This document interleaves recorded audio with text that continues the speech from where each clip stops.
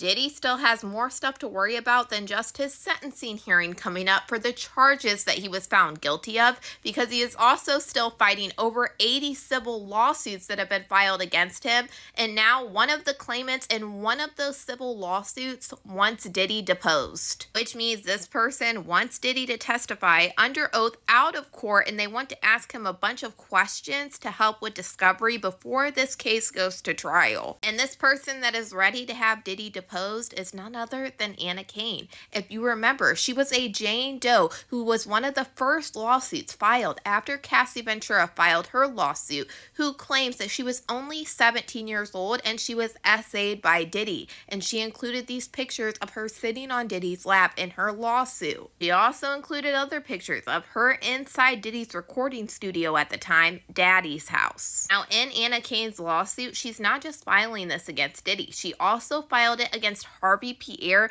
and another unidentified male that she doesn't know the name of, saying that they all essayed her. And it's not just Diddy she wants deposed. She also wants Harvey Pierre deposed, and she also wants the unidentified man deposed as well. She's hoping in this discovery phase she will be able to figure out who this third assailant was. Now, the thing about Anna Kane's lawsuit and a lot of other lawsuits is that she alleges that this incident happened 20 years ago. And right now, a few cases that are filed against Diddy are given a stay by the judge, meaning they're basically paused while they wait for the Second Circuit Court to make a decision if the look back period is actually able to look back that far. Now, yesterday, Anna Kane's lawyers and Diddy's lawyers had court because they want discovery to happen while they're waiting for the Second Circuit Court to give their opinion about the look back law. Anna Kane's lawyers are saying hopefully by the end of discovery, they may know if the Second Circuit Court has came to a determination on this. Anna Kane's lawyers say, "We have a Doe defendant here, the third assailant.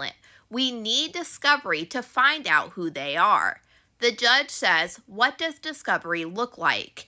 There are many allegations against Mr. Combs. Similar acts are likely to be admissible here. It's unclear how many of the other victims we would seek to depose, but Mr. Combs, Mr. Pierre, and the third assailant, once identified, we aim to depose. The judge then says, "What about some discovery now and a subset some later?"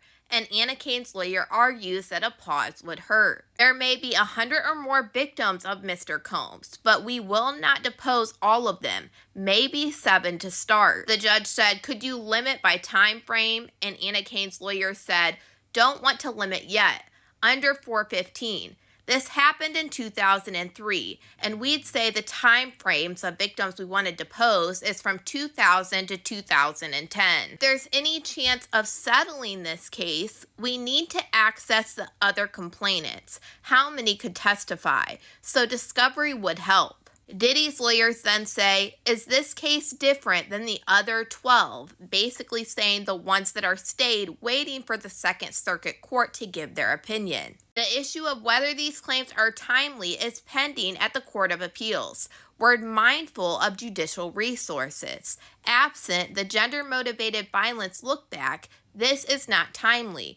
Your Honor disagreed with Judge Kaplan. Now it's at the Second Circuit. This plaintiff sued 20 years after the fact. The evidence was already stale, so the prejudice to plaintiff is not real.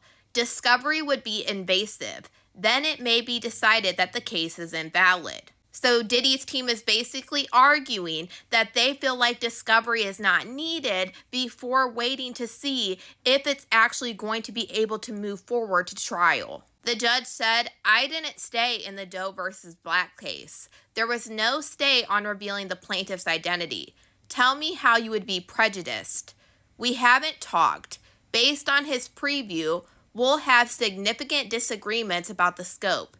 This is, he said, she said, from 2003. And then Diddy's lawyers state once again they believe it's invasive for discovery to happen when they believe that they'll find that the New York law look-back period is preempted. Harvey Pierre's lawyer then butts in and says, "My client is not working.